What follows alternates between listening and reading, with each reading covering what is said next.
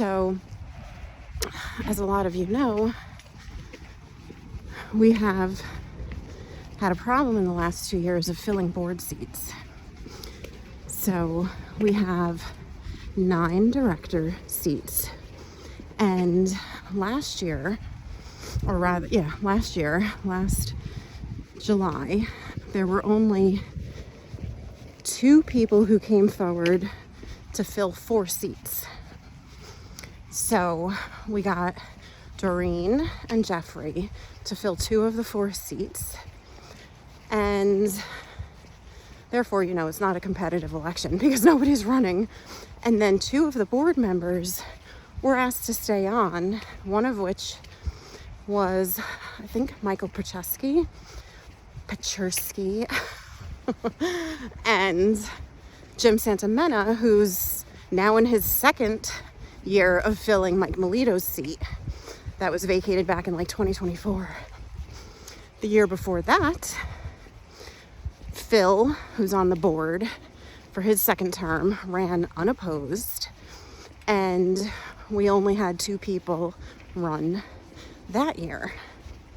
So there's 3 seats every year that go up unless something is unfilled. Like this year, we had 4.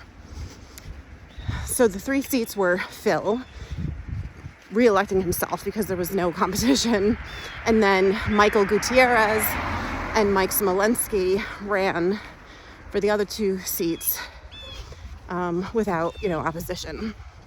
So one of our board directors, John Hannick, is in his 9th year, which means he's had 3 terms. And only 10% of the community votes, if you know that.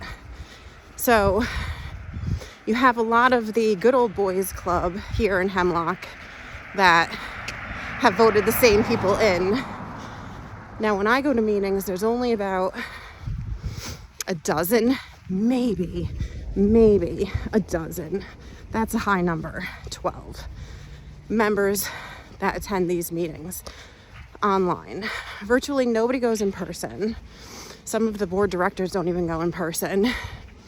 And it's down at the conference center. And usually the meeting has 30 people, but 9 of them are directors. So that brings you to 21. And then there's at least 10 people on staff. And then you have, like I said, less than a dozen usually members, including me. So basically, nobody goes to meetings. They're not recorded. Nobody knows what's going on. That's a major issue for me.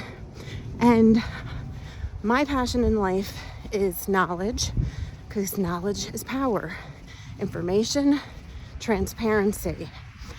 A lot of people don't like that I post certain things, but I just want to share what I see with my eyes, what I hear with my ears, and what I pick up on with the little insinuations and the glances and the body language and just the yucky stuff that goes on. So that's the end of it for this part. We're going to talk about some more important stuff next.